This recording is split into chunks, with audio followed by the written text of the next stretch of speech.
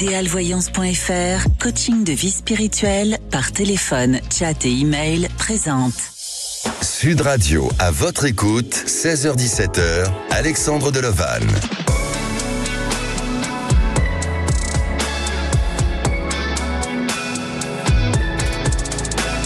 Bonjour à tous, ravi de commencer cette semaine avec vous et de vous accompagner tous les jours jusqu'à 17h. En plus des témoignages de nos auditeurs, si aujourd'hui on parlait de la promesse, avez-vous déjà fait une promesse? Si oui, quel a été votre engagement et les enjeux de votre promesse? Venez en parler, c'est notre sujet du jour. Mais aussi pour poser toutes vos questions, un seul numéro, et notamment si vous souhaitez aussi poser des questions sur votre devenir, c'est le 0826 300 300. Vous pouvez aussi nous contacter depuis notre adresse email à votre écoute @sudradio.fr. Vous pouvez nous suivre en direct live sur YouTube et bien sûr depuis notre site internet sudradio.fr. Et à la réalisation de l'émission, c'est Marie au standard, Aude et Zach. Sud Radio, à votre écoute, Alexandre Delovan. Et la promesse, généralement, est l'archétype de l'acte moral. C'est un acte par la parole, une parole qui engage votre responsabilité et la fiabilité personnelle. Tenir sa promesse est la quintessence d'une fidélité à soi-même, mais aussi la confiance vis-à-vis d'autrui avec l'engagement du respect qui vous lie. Parfois, la vie en décide autrement, que ce soit par l'orientation de vos propres choix, ceux d'une influence extérieure ou d'une décision hors contrôle de vous-même. Et dans ce cas de figure, vous aurez des difficultés à respecter votre promesse. De ce fait, il est peut-être intéressant de se concentrer sur un processus permettant de prendre en considération les enjeux d'une manière ou d'une autre afin de maintenir une promesse envers son bénéficiaire. Courant de l'émission, je vous donnerai le processus à respecter pour faire d'une promesse un véritable engagement envers autrui et avec respect. Et à présent, on va commencer l'émission avec Joseph et on va commencer en beauté. Pourquoi? Parce que c'est un retour de témoignage. Bonjour Joseph. Bonjour, vous allez bien Guillaume? Alexandre, pardon. Oui, vous m'avez appelé comment? Guillaume. Ah Guillaume, non, pourquoi pas? J'étais un peu troublé, non, parce que je sais que j'étais passé on me l'a jamais fait, Guillaume. Souvent Stéphane, ça m'arrive, mais Guillaume jamais. Non, j'étais ailleurs en fait. Je pensais à ce que vous étiez en train de dire auparavant. Sur la promesse. Oui, voilà, tout à fait, ouais, la promesse. Et en fait, j'étais passé l'année dernière, donc à l'époque avec Trina, votre ancienne collaboratrice. Et c'était pour faire un retour de prédiction en fait, par rapport à ce que j'ai vécu l'année dernière, 2023 en fait. Effectivement, Joseph. Alors vous avez 40 ans, vous êtes de Toulouse et vous exercez comme métier le métier de chauffeur. Vous nous avez appelé en février 2023. Alors, juste avant de revenir sur votre témoignage, est-ce que vous êtes dans cet engagement de promesse? Alors oui, malheureusement, oui. Moi, je suis trop le bon samaritain, on va dire. Mes engagements, je les tiens et j'ai une parole d'homme. Après, malheureusement, je me rends compte avec l'âge et c'est pas le cas de tout le monde et on peut être déçu de personnes que vraiment on s'y attendait pas, quoi. Exactement. Et c'est vraiment quand on traverse des épreuves de la vie relativement un peu dures où on s'est dit moi je serai toujours là pour toi, t'inquiète pas, je serai là toujours. Mais c'est là où on s'aperçoit vraiment des gens qui nous entourent et je peux vous le dire à l'heure actuelle, je pense que je peux les compter sur le doigt d'une main, vraiment sur les personnes sur lesquelles je peux compter. Exactement, parce qu'une promesse, c'est pas seulement de la faire, c'est effectivement d'être dans l'engagement, mais parfois, ça peut nous arriver qu'on a mal mesuré la notion de la promesse et donc on n'arrive pas à maintenir cette promesse, mais avant toute chose, c'est d'être dans cette honnêteté de pouvoir dire qu'on est dans l'incapacité à remplir la promesse et de pouvoir aussi être dans cette notion de respect vis-à-vis de l'autre et aussi de faire preuve d'intégrité. C'est ça aussi les enjeux d'une promesse. Et même si on n'y arrive pas, eh bien, c'est de pouvoir être capable de le dire. Joseph. Mais j'en ai une justement, oui. ce week-end, ma fille de 15 ans, alors, je suis fumeur malheureusement, Oui. elle me dit promets-moi d'arrêter, je dis écoute, je veux pas te le promettre, j'arrêterai quand j'arrêterai, mais je sais que cette promesse pour l'instant, elle serait un peu dure à mettre en place et à tenir. Donc je préfère pas l'annoncer que voilà. Très bien. Très bien, vous êtes face à une éventuelle promesse que vous allez lui faire, voilà. Bien sûr. Mais il faut se maintenir à l'engagement et à un moment donné aller justement vers cette promesse parce qu'en plus, fumer, vous le savez, hein, ça a des conséquences et bon, voilà, ancien fumeur, je sais de quoi je peux parler aussi, c'est pas évident, mais on peut y arriver. Joseph, donc vous nous avez appelé en février 2023 parce que vous avez des problèmes avec votre compagne et à tel point que vous étiez séparés à cette période-là, c'était ça, ou vous étiez en cours de séparation? On était en cours de séparation en fait, ça faisait 18 ans qu'on était ensemble. On m'a annoncé la séparation en janvier 2023. D'accord. Après, bon, pour être honnête avec vous, voilà, c'était mon pilier dans la vie, on va dire, de tous les jours, mais voilà. D'accord, donc vous étiez passé à cette période-là, et je vous avais dit quoi? En février. Donc vous m'avez dit qu'il allait y avoir une réconciliation, enfin qu'on allait se remettre ensemble. Alors honnêtement, j'y croyais pas du tout. Et en fait, ça a été fait. Après, bon, attention, j'ai fait du travail sur moi-même. Il y a des choses qui ont changé. Et on s'est remis courant été 2023, juillet 2023 ensemble. Super, magnifique. Voilà. Donc avait voilà. Donc il y a effectivement eu ce retour. C'est ça. Ouais, c'est ça. Et c'est pour ça que je tenais à repasser à l'antenne pour vous dire chapeau, parce que après c'est du travail de tous les jours, comme je dis, voilà. Mais parce qu'on était parti loin quand même, on devait vendre la maison, on devait faire plein de choses, un peu chacun devait prendre sa vie et puis voilà, et non, en fait on a réussi à se remettre ensemble avec des efforts des uns et des autres et puis voilà, et on continue. C'est magnifique parce que bon, parfois ça peut arriver que dans un couple, il n'y a plus de sentiments, plus de liens, plus de contact, et donc là, effectivement, on peut songer à une rupture définitive. Mais en ce qui vous concerne, il y avait quand même du sentiment, et donc c'est important de se remettre en question et de faire chacun des efforts de son côté pour essayer d'ajuster et d'avancer ensemble. Et c'est ce que vous faites, c'est magnifique. Alors, quelle est votre question aujourd'hui ? Eh bien, c'était savoir comment vous... Alors, je finis juste en fait parce que il y avait donc cette problématique-là du couple. Il y avait la vente de la maison aussi, qui était le début du déclenchement en fait de la séparation. Donc, on est resté ensemble. Donc, le projet de la vente immobilière s'est annulé. Mais c'est vrai qu'à l'heure actuelle, et j'y vais à tâtons sur. Alors, j'aime bien bricoler en plus. J'y vais à tâtons sur le fait de bricoler la maison. J'y est-ce que ça va tenir le couple, c'est frais. Est-ce que tu y vas pas. Enfin, c'est un peu compliqué mon état d'esprit, malgré que je lui montre que je suis présent, que je suis sûr de moi. Mais j'ai des doutes des fois sur notre aventure en fait. Alors que ça fait 19 ans qu'on est ensemble, on est conscients tous les deux que l'amour il a évolué, c'est plus les premiers amours du début. Au bout de 19 ans, l'amour il est différent, mais voilà, je voulais avoir un peu votre vision d'un bien sûr. couple.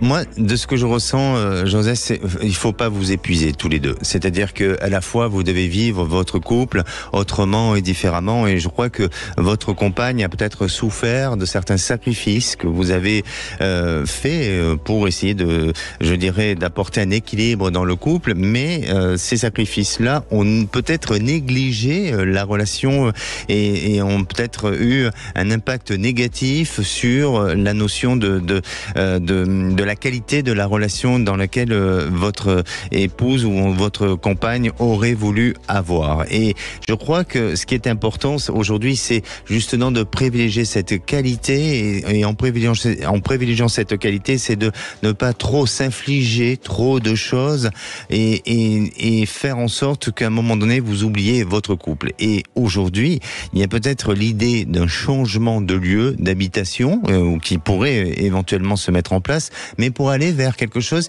qui vous demande à avoir moins de contraintes à tous les deux, je dis bien à tous les deux, pour que vous puissiez profiter de la vie autrement et différemment, et aussi vous permettre ensemble de pouvoir profiter de bons moments. Et c'est ce que je vous vois pouvoir faire, vous pouvoir réaliser et pouvoir avancer dans l'avenir en changeant un petit peu le mode de vie et en faisant en sorte de ne pas trop vous infliger des peines ou des difficultés qui pourraient avoir de grosses conséquences sur votre couple.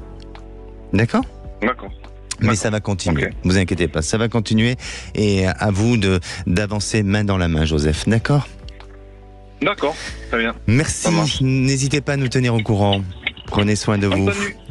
Ça marche, merci. Merci. Allez, nous on se retrouve dans quelques minutes avec Florence. Alors Florence a un fils et il a bien réussi ses études. Il est passionné par le secteur de l'immobilier, sauf qu'aujourd'hui, il est sans travail. Alors, quelle décision doit-il prendre face à une future échéance ? La suite, c'est dans quelques minutes, le temps d'une pause. Sud Radio, votre attention est notre plus belle récompense. Sud Radio, à votre écoute, 16h-17h, Alexandre Delevanne.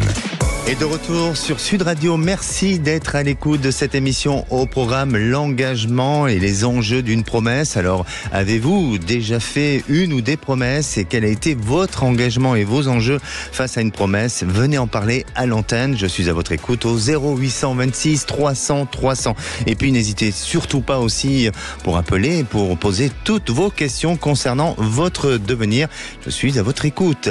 Allez, à présent, c'est le moment du saviez-vous. Le saviez-vous, ne pas respecter un engagement pris vis-à-vis d'un enfant peut causer des dégâts. Et oui, il percevra la parole de l'adulte comme un vide de sens et de cohérence non fiable, ce qui pourra provoquer en lui beaucoup d'angoisse, comme se sentir fortement dévalorisé et aussi d'avoir une colère déterminée, une manière pour lui d'essayer de faire réagir son parent et de le mettre en demeure d'honorer sa parole. Si les manquements se reproduisent trop souvent, l'enfant finira par couper le pacte de confiance avec son père ou sa mère.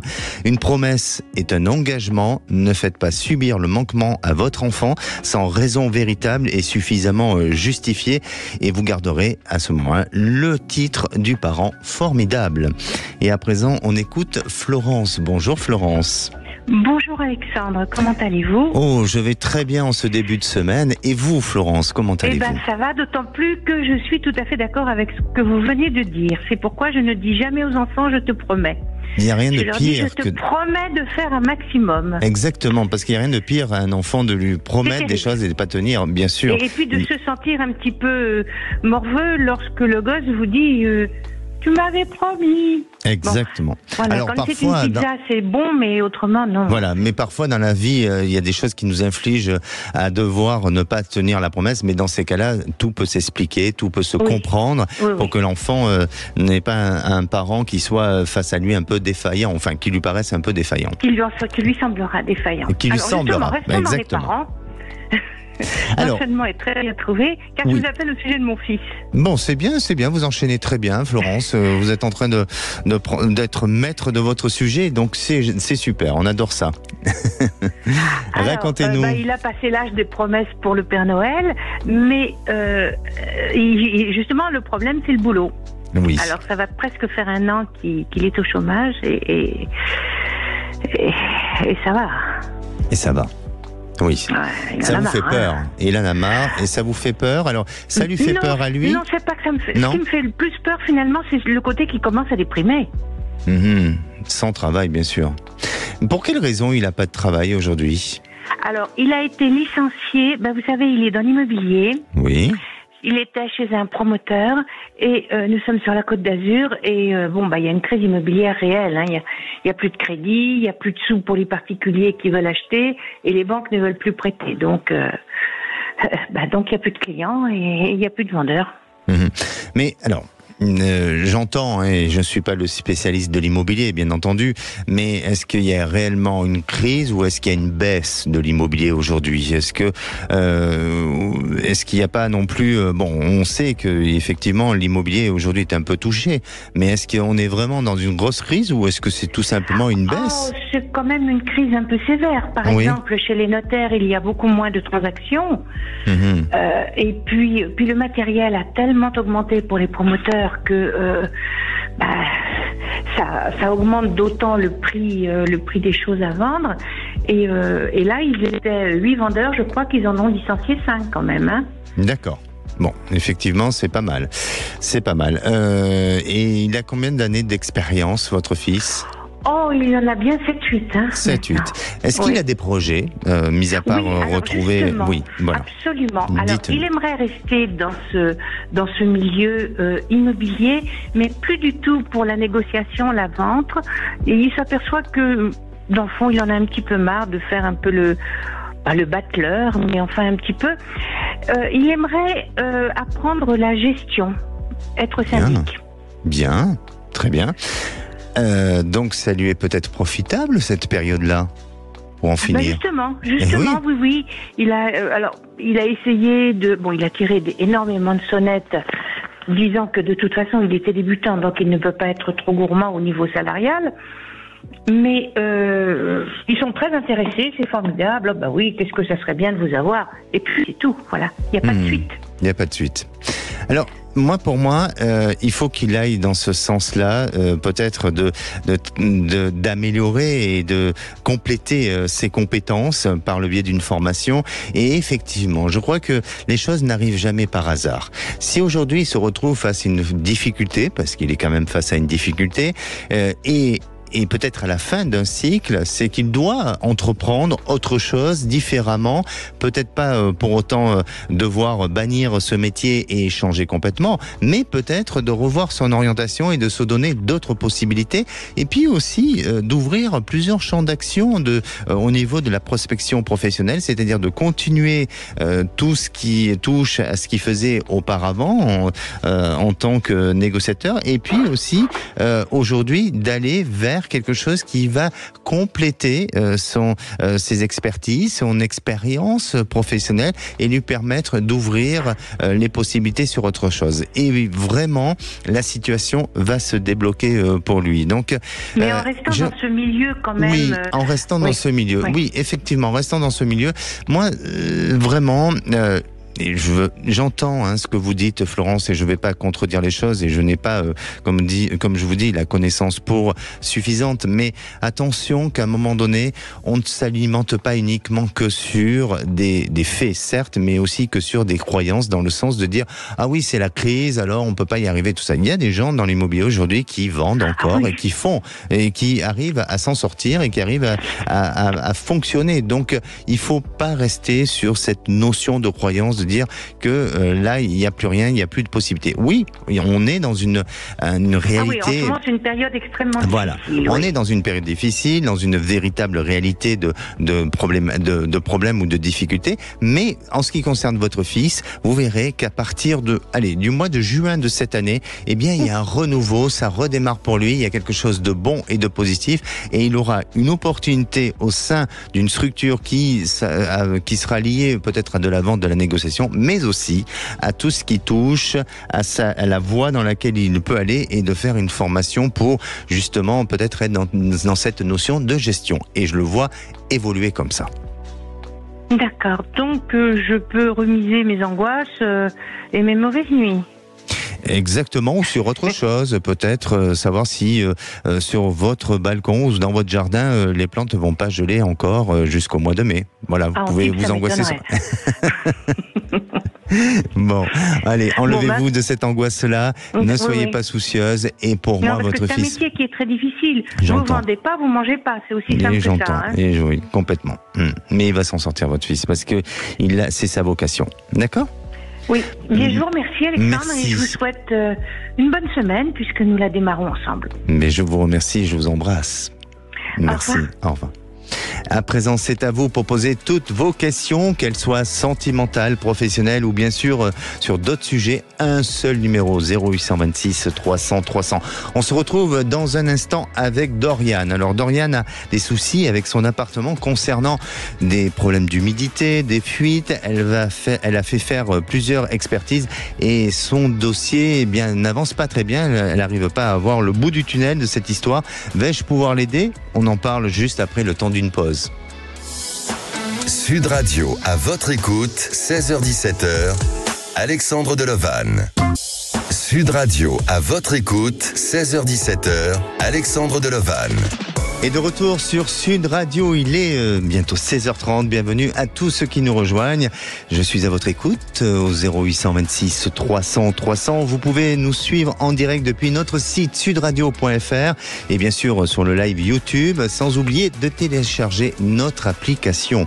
Et si à présent vous voulez témoigner ou réagir dans l'émission de demain, le sujet sera sur savoir dire non. Parfois on se retrouve face à une situation délicate au point de ne pas oser à dire non. Eh bien, si vous souhaitez participer à l'émission et aussi donner votre avis sur ce sujet-là, ou tout simplement poser toutes vos questions sur votre devenir, eh bien, n'hésitez pas à le faire en appelant le 0826 300 300, mais aussi, vous pouvez faire votre demande depuis notre adresse email à votre écoute @sudradio.fr. À présent, et avant de retrouver notre prochaine auditrice Doriane, je vais vous donner des conseils dans le cas où vous ne pouvez pas honorer votre promesse, parce que parfois ça peut arriver.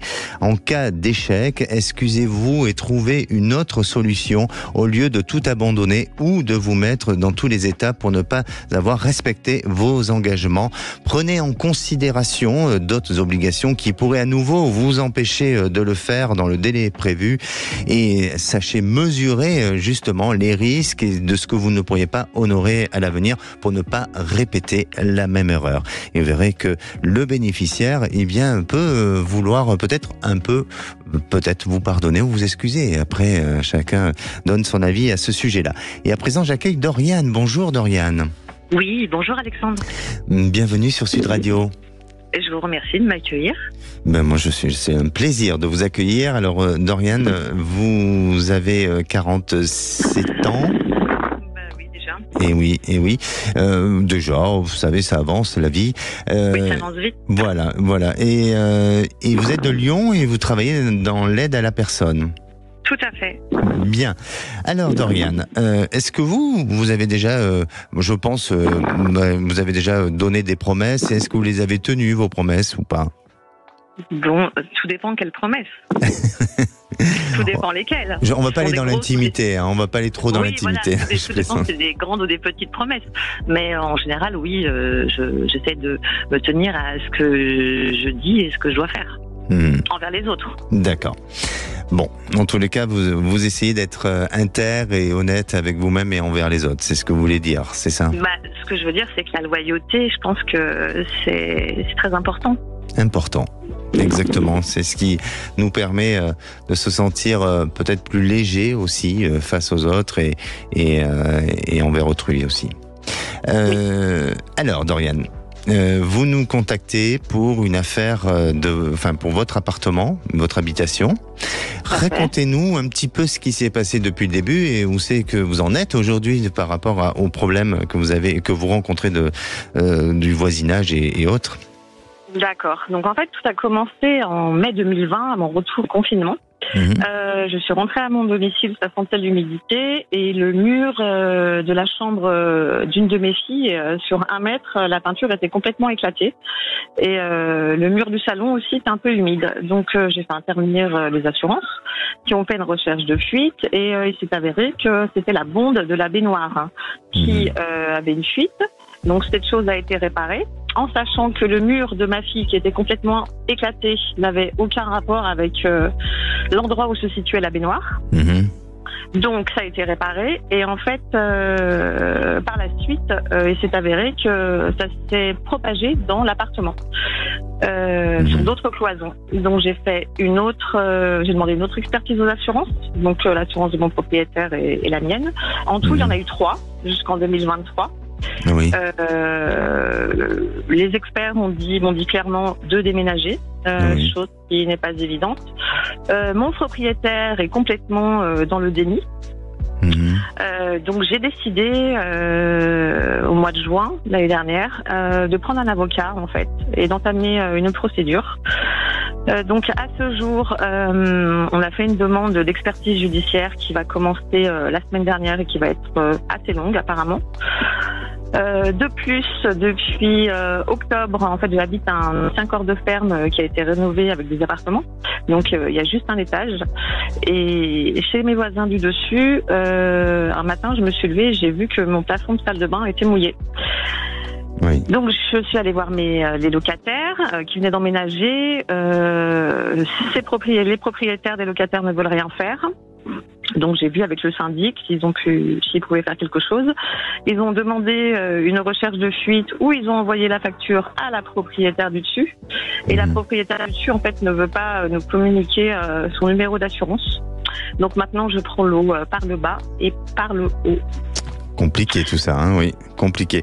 Parce que chacun essaye de vouloir se déresponsabiliser du problème, c'est ça. Tout à fait. En attendant, maintenant, tous les murs et les cloisons de mon appartement sont humides. Ok, alors. À saturation. D'accord. Donc, il y a eu des expertises. L'expertise a dit, est-ce que c'est de votre responsabilité ou c'est... Non, ils disent qu'il faut voir, il faut faire des recherches sur les murs en Pisay. Et il faut faire d'autres investigations. Enfin, même dans la dernière expertise des assureurs, ils ont dit qu'il fallait peut-être casser la dalle, en fait, de l'appartement. De l'appartement.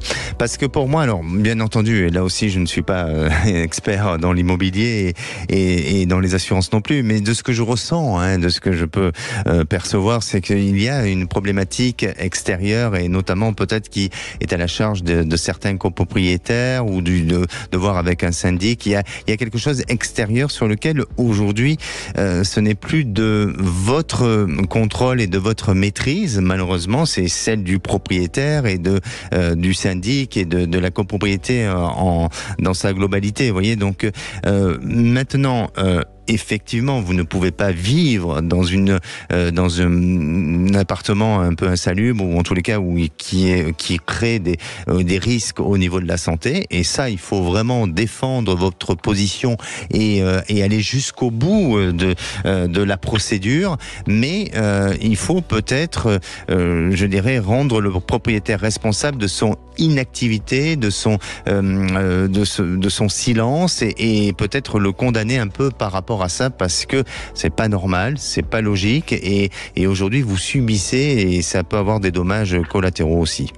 Alors oui, je subis. J'ai oublié de vous préciser quelque chose, c'est que j'ai envoyé tous les rapports d'expertise au maire de ma commune pour savoir s'il pouvait avoir une action là-dessus. Comme c'est un logement privé, ils m'ont dit qu'ils n'avaient aucune action, en sachant que ça fait 6 ans que j'ai fait une demande de logement social et qu'ils me renvoient vers l'agence régionale de santé et l'agence régionale de santé me renvoie vers la mairie. Donc en fait, ça tourne en rond de... Exactement.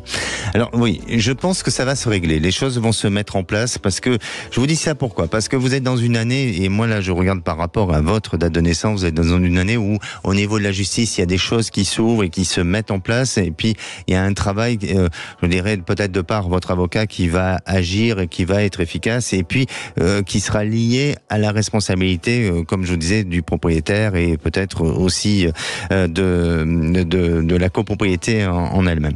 Donc ça va se mettre en place et il se peut que vous soyez à un moment donné délogé où on vous propose, où on oblige à ce que le propriétaire trouve une solution de vous placer sur une autre habitation et sur un autre logement parce que je ne vois pas rester dans le temps. Et tout ça, sous une période de 6 mois, les choses vont bouger, vont se décanter et vont changer à ce niveau-là. Mais ce qui est important et ce que je veux dire, c'est que aujourd'hui, c'est pas perdu. Toute l'initiative, toute l'action que vous êtes en train de mettre en place n'est pas du tout perdue et vous arrivez bientôt à pas une finalité, mais à l'avancement du dossier avec des personnes qui devront assumer leurs responsabilités et vous y arrivez. Et ça, c'est dans moins de 6 mois, donc les choses vont évoluer et je pense que début d'année prochaine, vous serez amené à peut-être changer d'habitation et de lieu de logement. D'accord ? À l'année prochaine, ça fait loin. Début d'année prochaine, c'est dans 6 mois à peu près. Un peu plus de 6 mois. Oui, un peu plus que les hivers sont rudes dans mon appartement. N'hésitez pas à nous tenir au courant. Ok, ça marche. marche. Eh ben, écoute, Alexandre, je vous remercie. Et puis, je vous tiens au courant et je vous souhaite une bonne fin de journée. Merci à vous. Merci. Au plaisir.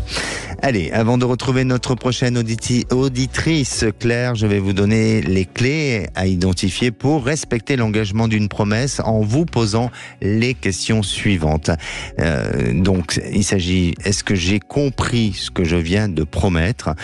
Puis-je tenir la promesse dans le délai prévu? Examinez vos compétences actuelles et déterminez si elles cadrent avec la requête ou l'engagement. Mettez par écrit la promesse et souvenez-vous-en. Écrivez aussi cette promesse sur un calendrier, ajoutez-la à votre liste de tâches à faire. Contactez le bénéficiaire de la promesse et si vous apercevez que des obstacles ou des difficultés peuvent vous empêcher de réaliser vos promesses dans un délai convenu, eh bien demandez à d'autres personnes du soutien, de l'encouragement. Et si vous avez du mal à rester motivé ou à donner suite à la tâche qui vous a été aussi confiée ou à respecter votre engagement, peut-être que vos proches pourront être capables de vous aider, de trouver des solutions. Et à présent, la parole est à Claire. Bonjour Claire. Bonjour Alexandre. Bienvenue sur Sud Radio. Merci. Claire, vous avez 56 ans, vous êtes commerciale et vous êtes des Bouches-du-Rhône. Oui. Et est-ce que vous, la promesse, ça vous parle? Ah oui, vraiment. Oui. Vraiment, parce que, bon, on l'a déjà dit, mais la promesse, c'est un engagement. Et oui. Et ça engage le respect aussi, l'honnêteté. Et que ce soit une promesse d'un adulte envers un enfant ou d'un adulte vers un ami, ou l'inverse même, un enfant vers un adulte. Et vraiment, la notion d'engagement est très importante. Bien sûr, À respecter, ça doit rentrer dans nos valeurs. Tout à fait. Il est important. Tout à fait. Et malheureusement, alors je dis pas que le monde est fait aujourd'hui de non-promesses, mais on en oublie un peu le sens de tout ça, de la notion de la promesse. Donc c'est important des fois d'y réfléchir et d'essayer de voir un peu tout le contenu des engagements et des enjeux d'une promesse. Et comme on l'a dit tout à l'heure, si on ne peut pas tenir cette promesse, autant en parler, discuter et revoir la situation. Exactement. Et puis parfois, on peut se plaindre de personnes qui ne tiennent pas leurs promesses, mais est-ce que nous le faisons exactement? Donc il faut faire attention et il faut identifier tout ça. Claire, vous êtes amoureuse? Oui. Ah, de qui? Je plaisante. Je dirais pas de vous, hein. Non, quand même. Non, vous allez me faire rougir. Vous allez non, vous allez me faire rougir. En plus, mais non. Dans les studios, tout est rouge, donc là, ça va être, c'est pas encore la saison des tomates. Allez, Claire, vous, par contre, oui, vous avez vécu auparavant 2 histoires sentimentales qui ont été longues, dont une qui a duré 5 ans et une autre de 3 ans. Et aujourd'hui, eh bien, il y a quand même une proximité avec un homme. Racontez-nous un petit peu. En fait, je connais cet homme depuis une vingtaine d'années. On se voit une fois à 2 fois par an depuis ces 20 ans. Et à chaque fois qu'on est ensemble, il y a vraiment connexion des deux côtés. Et plus ça va, plus j'ai le cœur qui palpite quand on est ensemble. Et le mois dernier, il a vraiment mis un coup d'accélérateur parce qu'en fait, je partais en voyage, lui aussi, et on a eu des conversations de son côté. Et on a eu des conversations par rapport à ses voyages. Il m'a donné des conseils, etc. Et pendant toute la durée de mon voyage à moi, il a communiqué, il m'a donné des idées, des conseils de lieux à visiter, etc. On a mangé ensemble avant, après, pour se raconter nos vacances. Et vraiment, je sens un coup d'accélérateur. Alors, je sais pas quelle position adopter parce que il a une compagne dont il m'a dit qu'il n'était pas amoureux. Bon, parce que moi, j'ai voulu quand même me positionner honnêtement, quoi. Et aujourd'hui, je freine mes ardeurs, mais bon, j'ai le cœur qui palpite quand même. Parce que quand on parle ensemble, vraiment, on dirait 2 pipelettes. J'adore. Il fait quoi dans la vie? Il est dentiste. Bon, c'est votre dentiste? Bah oui. En fait, on s'est revus cette année pour une histoire de carie parce que j'allais prendre l'avion et je me suis dit je peux pas prendre l'avion avec ça alors que j'ai jamais eu de carie de ma vie. Et là, bam, le destin c'est que peut-être j'ai eu cette carie. Bon, dans tous les cas, vous avez déjà eu affaire dans les soins à une proximité avec votre dentiste. Hein, bon, voilà. Oui, mais bon. aujourd'hui, vous voulez savoir si votre histoire va pouvoir évoluer, avancer et puis peut-être accueillir ce joli bisou que vous attendez. Peut-être parce que pour l'instant, franchement, c'est juste de l'amitié, mais de mon côté, j'ai la cage thoracique qui qui vibre. respire, voilà, qui respire bien fort. Alors, pour rien cacher à nos auditeurs, hein, j'ai reçu une photo, vous nous avez envoyé une photo de cette personne parce que vous n'aviez pas sa date de naissance. Voilà, exactement. Donc, et moi j'ai regardé avant l'émission, bien sûr, j'ai étudié et j'ai quand même une très bonne nouvelle à vous annoncer. Ah bah c'est bien. Mais est-ce que c'est lui ou quelqu'un d'autre? Est-ce que vous voulez que je vous fasse patienter un petit peu? Hein? De toute façon, je patiente, donc bon, je vous en allez, prie. je vais vous le dire. Non, il y a quelque chose qui se met en place. Il y a quelque chose qui se décide, qui va se mettre en place. Je pense que c'est un homme d'engagement, de parole et peut-être de promesse aussi. Il veut pas faire n'importe quoi. Il ne veut pas s'engager dans quelque chose sans pour autant être sûr. Et aujourd'hui, la question se pose, c'est effectivement son engagement avec cette femme. Donc, pour moi, évidemment, si c'était un homme célibataire, eh bien, il serait déjà dans vos bras et c'est une très jolie histoire qui va pouvoir se mettre en place pour vous. Mais laissez le temps, laissez le temps se faire et surtout lui de ne pas trop, si vous voulez, anticiper ou de ne pas trop se précipiter pour éviter de se gâcher et en se gâchant, de gâcher votre histoire parce que vous avez la compatibilité tous les deux et vous, pour moi, je vous vois ensemble à l'avenir. Donc, laissez une période se mettre en place, profitez parce qu'il y a des vacances qui vont se faire et vous allez partir ensemble. Et à partir de ce moment-là, je pense que là, il y a quelque chose de bon et de positif. Et je sens peut-être le bateau ou en tous les cas, bon, voilà. Bon, vous allez me dire, oui, mais vous allez me dire, c'est l'été, c'est normal, on va à la plage. Non. Mais il n'y a pas que ça. Moi, je sens le bateau. Pourquoi je vous dis c'est ça? Parce qu'il a un bateau. Ben voilà. Et ça, je vous l'avais pas dit. Ah ben non, vous me l'avez pas dit, bien sûr. Donc, eh bien, écoutez, laissez faire. Hein. Et moi, ce que je vais vous donner, c'est rendez-vous, peut-être avant le mois de juillet, pour que vous puissiez nous donner un petit peu la suite de votre histoire, parce que d'ici là, il y aura quand même une évolution dans votre histoire. D'accord. Donc une concrétisation plutôt à ce moment-là. Exactement. En juillet. Mais il faut qu'il règle. Voilà. Mais il faut qu'il règle d'abord son histoire avec sa compagne actuelle. D'accord. Bon, écoutez, c'est pas moi. Hein. Désolé. Désolé aussi, mais on fera pas de promesses entre nous. Hein. Non, juste la promesse que vous allez nous rappeler pour nous raconter tout ça, d'accord? Avec plaisir. Merci. Avec plaisir. À très bientôt. Alexandre. Je vous embrasse, Claire. Bonne fin de journée. Au revoir. Allez, c'est à vous. Vous avez besoin de mon ressenti et d'être accompagné dans votre évolution de vie. Je suis à votre écoute. 0826 300 300. On se retrouve dans quelques minutes avec Karine. Alors, à la suite d'une malhonnêteté de son ancien employeur, Karine a quitté la société de transport scolaire pour laquelle elle travaillait. Alors, de quelle malhonnêteté s'agit-elle et va-t-elle retrouver un emploi? Ne bougez pas, on en parle juste le temps d'une pause.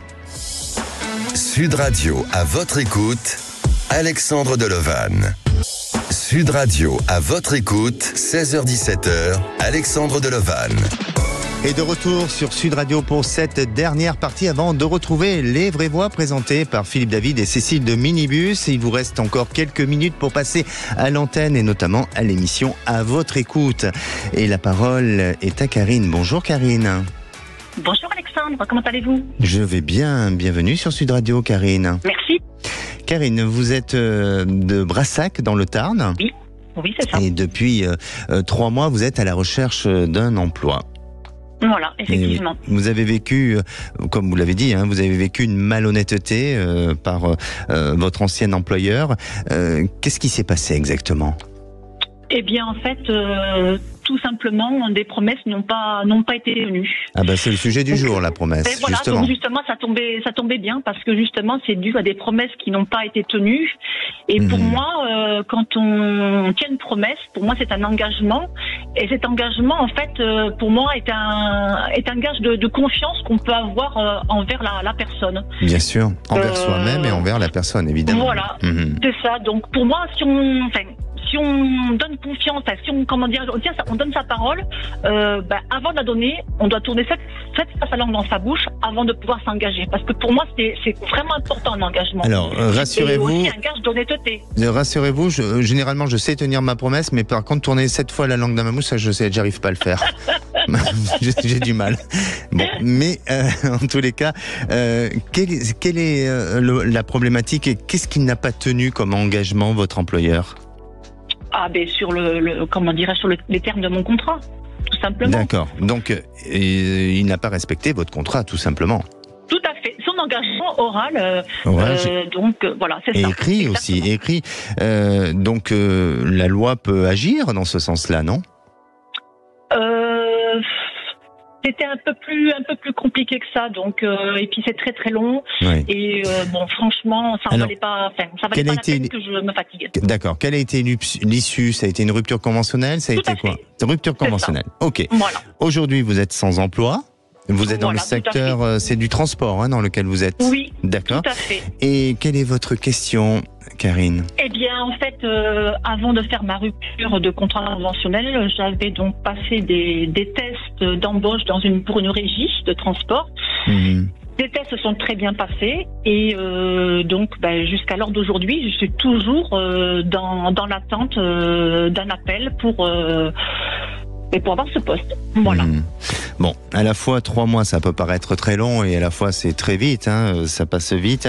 Mais il y a une inquiétude, il y a une peur de pas pouvoir retrouver dans cette, ou d'être dans cette impasse au niveau du travail. Mais pour moi, non. Au contraire, il y a il y a un renouveau. Et sachez que dans vos réseaux, dans vos contacts, il y a une personne qui va peut-être vous aider pour pouvoir vous mettre sur la piste d'un éventuel poste à pourvoir dans une nouvelle entreprise, dans une nouvelle structure. Et là, on dirait que vous remplissez les conditions ou en tous les cas les possibilités d'avoir pour ce poste-là et ça vous sera favorable. Alors, la période, pour moi, c'est pas avant fin de l'été où là, les choses vont changer, vont évoluer.